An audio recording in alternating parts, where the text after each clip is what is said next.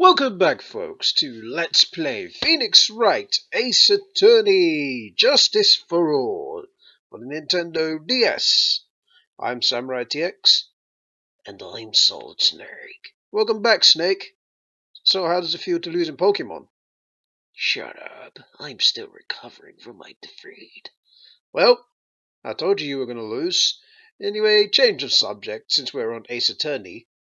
Last time we left off, we only just begun the first trial. Phoenix has amnesia, and he has to defend Maggey with this amnesia. And well, it was going too easy because of the fact that, if anything, Winston Payne just proved Maggey's innocence with all the evidence. So he has a witness, to no surprise, because it was going too easy. And I wonder who this witness is. Is it probably the witness that smashed me in my head with the fire extinguisher? I mean, he was in the courtroom. Maybe it is him, I don't know, but we shall find out. But I'm still hurting from that fire extinguisher shot I got to the head. That pretty much hurt. Here, let's go. September 8th, 11:43 a.m. District Court, Defendant Lobby number 1. Amnesia? I can't believe my lawyer's trying to defend me in such a state.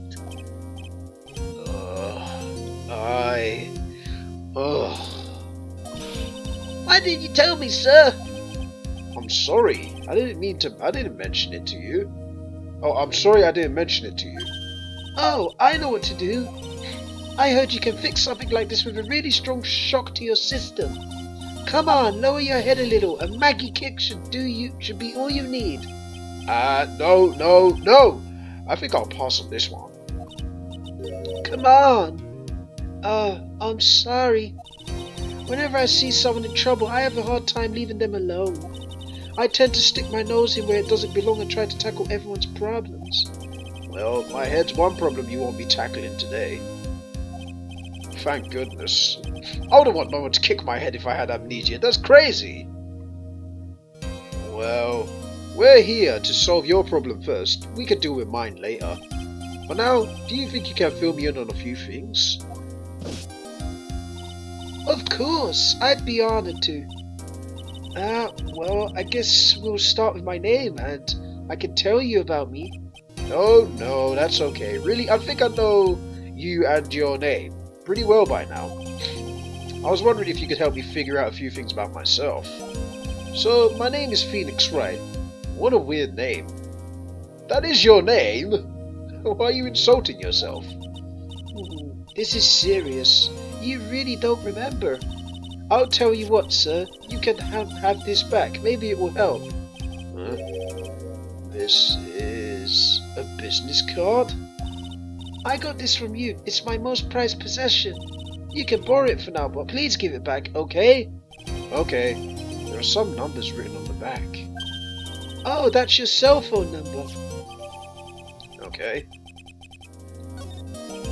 I guess for now we should stop talking about me and start talking about this case. This case? Yep. Can you think of anything that would be helpful for me to know? What can I tell you? I can't think of anything other than the incident with that cell phone, but... Cell phone? Yeah, your eyes lit up when we talked about it at the detention center, sir. Hurry up then and tell me. This might be very important. Okay, Roger. It was on the day of the crime, just before 6 p.m. I picked up a lost cell phone while on the walk with Dustin. That ringtone again! Memories. And that's the same phone we actually had in the lobby, if you noticed by the ringtone. All of a sudden, the phone began to ring. Hello? Wait, do you want to read this part, Snake? Sure. Oh, thank you. I've been searching for my phone. Is this yours? Well, I'm glad you called. We can meet up and I can give this back. I'll be right there. I'm sorry. I didn't catch your name. You could call me Maggey. Okie dokie. We agreed to meet up at 6 p.m. Dustin and I waited for the person to show up, but they never did. So, where is the phone you found now? I gave it to you yesterday. Oh. Huh? To me? Is that the phone in my pocket? You mean this? Do you think it has anything to do with the murder? I don't really know, but if my eyes lit up... Ah! You were here all along. You're so mean. Hey, Maya makes an appearance. Hi, Maya. I missed her so much, especially considering we didn't get to have her in Case 5 in the previous game. I called you a few million times, but you wouldn't pick up. And when I went to check in the courtroom, everyone had already left. Ach! Now who the heck is this? Let me guess, I'm supposed to know this girl too? Pretty much! Hey, good morning, Maggey. And good morning to you too, Maya. So, how's it going? Is there a word for worse than abysmal? Oh, and what if I said everything will be fine? That's right, it's Maya to the rescue with the ultra-decisive super important evidence. Here you are, Nick. The thing you wanted me to bring. Huh? Oh, thanks. What the heck is this? A list? It has about 20 people's names and phone numbers written on it. It was kinda tough, but I managed to find some dirt. It looks like these guys are up to no good. No good, as in... There's a group of con artists the police are currently investigating. I think these guys are members of that group. Thank you, Maya. Why would a group of con artists pop up in a case like this? Don't look at me. And where did you get this list from in the first place? What? What are you asking me that for? You're the one who asked me to look this up yesterday. Oh, is that right? These numbers were in the memory of that phone Maggey found. So that's where they're from. You're awfully forgetful these days, Nick. I hope I never get to be I hope I never get to be a forgetful old prune like you. Gee, thanks. Maya, actually, Mr. Wright is... Alright, I'll do the bailiff's voice since it was me last time. Mr. Wright, recess is over! Please bring the defendant and return to the courtroom immediately! Oh, oops. Guess you have to get going. We can talk about being old later, Nick. Gee, thanks, I'm not old. Wish us luck. I guess I have all the pieces now, more or less. All that is left is to pull it all together. I'm not going to lose this. I can't. Come on, Nick. Better get a move on. Yeah. Alrighty. September 8th, 11:54 a.m. District Court, Courtroom Number 2. Recess is over. Now it's time to get back to the court proceedings. Smack. The court will now reconvene. Please call your next witness to the stand, Mr. Payne. Yes, Your Honor. But before I do, if I may say a few words. What is it, Mr. Payne? It's about the next witness. He has a tendency to say things that rub people the wrong way, you see. So I asked that the court might be a little lenient on. There is no need to give a preface. Just hurry up and call your witness, please. Yes, Your Honor. The prosecution calls its next witness a drifter who was taking a walk in the park on the day of the murder. That's you! You hit me in the head, damn it! Please state your name for the court, witness. Before I do, I'd like to clarify a little something. Oh, alright, go ahead. Just now you introduced my wonderful self to the court, correct? Perhaps as a drifter who was taking a walk? Did I? But I will not stand for that. Now you've tinted the court's eyes and coloured me wrongly. Sure, I'd suppose... Stop it, shut up! Oh god, I can't even read all that. I'm sorry, guys. It went too fast, like Wendy Old Bag. Stop rambling! Yes, I understand. I'm very sorry. I will be more careful from now on. I really wanted to read all of that, but it went so fast that I couldn't read it, like Wendy Old Bag, you see. What is he? A human chatterbox? He's worse than Old Bag. I'd rather pull up with her than this guy. Ugh. I have to question him?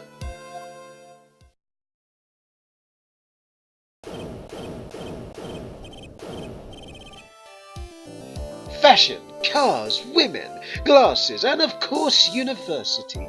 First rates only need apply.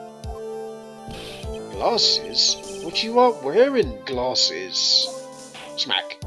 That's enough. Your name, witness. Oh, is that how you want to play this? Using your power and influence to keep young people down? I see how you work now. Well, he is the judge. You old people and your dirty tricks. You thought you had me, but you thought wrong. Just get on with it. Just tell us your name, you jerk. You obnoxious jerk. That's what you sound like. You sound very obnoxious and annoying. I'm sorry. It won't happen again. Judge, don't be scared of him. What the hell? Oh, man. I forgive you. Alright, I suppose I could tell you my name. We've been asking your name for the last 2 bloody minutes. I am Richard Wellington, the drifting virtuoso, with a PhD in drifting, as it were. That's actually a PhD. What, drifting cars? Oh, well, okay. If you wanted to, you could call me a university student in transit. Ahem, Mr. Wellington. On the day of the murder, you were taken strolling through the park, correct? It would appear that you are attached to that word. If you must, then by all means. But I remind you that I am in no way a prepubescent boy out on a walk with Mummy. Sorry, I kind of give him that thing that he's posh, so I'm kind of trying to do a posh accent here. If you must know, Anyway, please testify to this court what you saw during your walk through the park. See, you said it again. Taking a walk. You know you... Smack. What you witnessed will do, Mr. Wellington. God, this guy, he's so annoying. Really is. Alright, it's his first testimony. I was at the park all afternoon, deep in thought about my life situation. I don't remember the time all that well, but I do believe it was about 6 p.m. All of a sudden, a police officer falls up from above right in front of my eyes. Without a thought, I looked up there, and there was... Without a thought, I looked up, and there I met the eyes of a charming young lady. Of course I remember her sweet face. It was that of the pretty defendant there. The only other thing I saw was the banana that fell on the police officer. A banana? A banana? Well, okay. That was certainly a decisive testimony. Decisive? Nick, did you hear what he just said? Yeah. That's all you have to say? How can you be so calm? It's strange. My mind is very calm and clear. Maybe it's because I believe in my client. You mean Maggey? Well, of course. Yes. And if she really is innocent, then that that can only mean one thing. That guy is lying. Well, obviously. You may now question the witness, Mr. Wright. What we will do is do this one cross-examination and call it a video. I'll find out the truth, no matter how well you craft your lies. Alrighty, let's begin. Right, let's see. I was at the park that afternoon, deep thoughting about my life situation. Do I want to press that? I really don't. To be honest with you, I don't want to press it. I don't want to know about his life, because he might ramble. And I don't want to hear no rambling. I don't remember the time, but I do believe it was past 6 p.m. Okay, he's right there. Just checking. Let's press this first. And how did you know he was a police officer?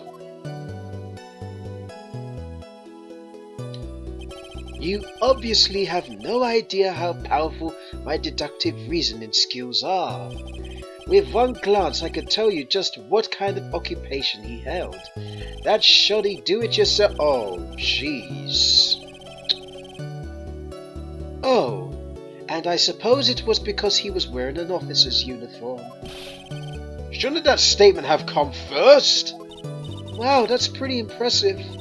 Hey Nick, do you think he's figured out what I do? Even I haven't figured that out yet. Oh man. Okay. Yes. Banana! Ah, the banana! It's not a banana. But let's press it first. The banana? Well, it was actually more than just one. More like a bunch of bananas. Now, what would a bunch of bananas be doing there?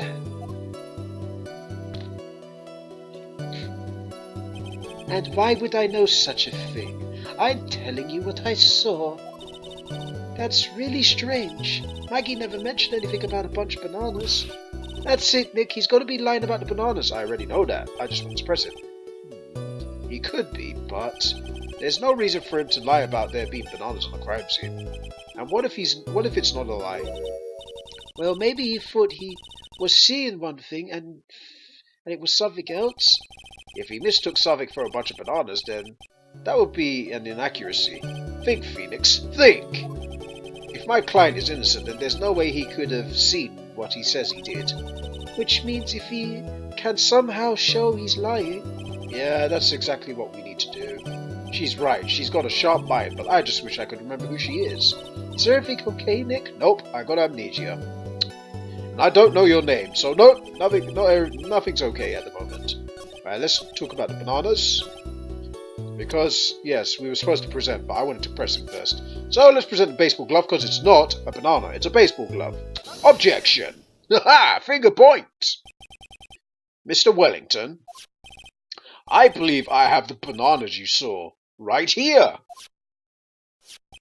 Ah, so you knew about the bananas too.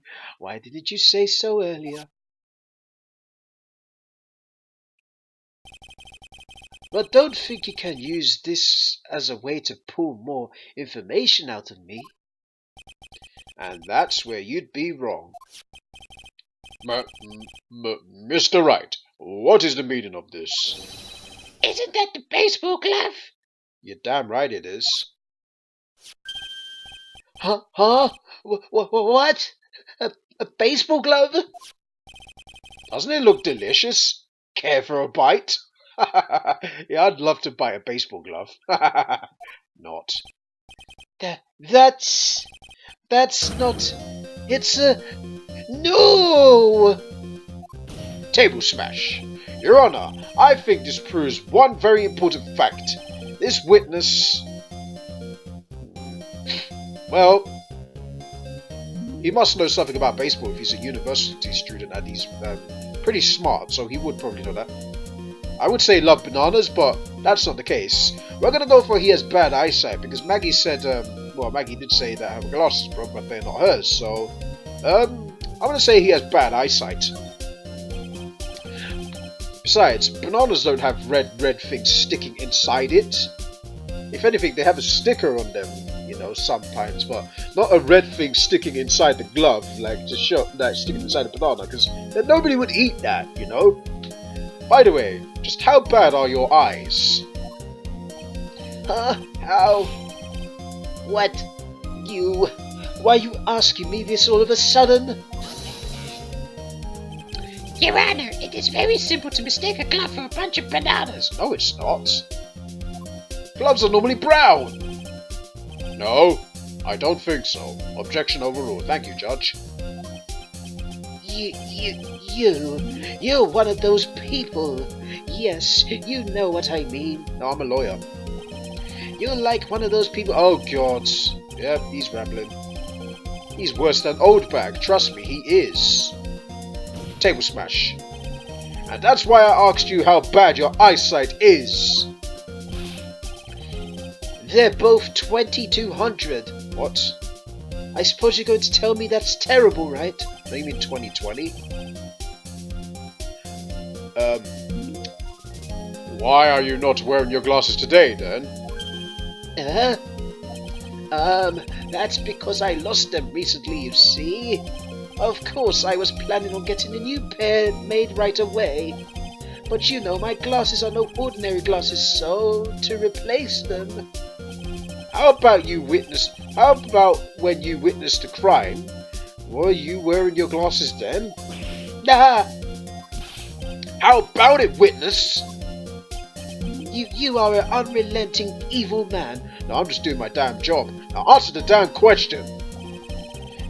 You're like one of the... Oh, shut up and stop rambling already. I need to read this all.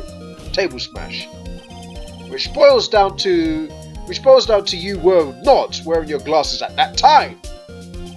Therefore, the identity of the woman at the scene of the crime and that of the defendant cannot be proven to be the same by this witness. Ah! But the height difference was only 9 feet. It was very possible for him to see the face of the culprit standing on the upper path. Witness, please be more accurate in your testimony. Remember, a person's life is at stake. Yes, Your Honor. Now then, please continue your testimony. Tell the court what happened next in the moments after you witnessed the crime. Okie dokie. We are going to read his testimony in the next video, so when we come back, folks, we will play more Phoenix Wright, Ace Attorney, Justice for All. Until then, Thank you guys for watching. we will see you guys next time. Take care, everybody.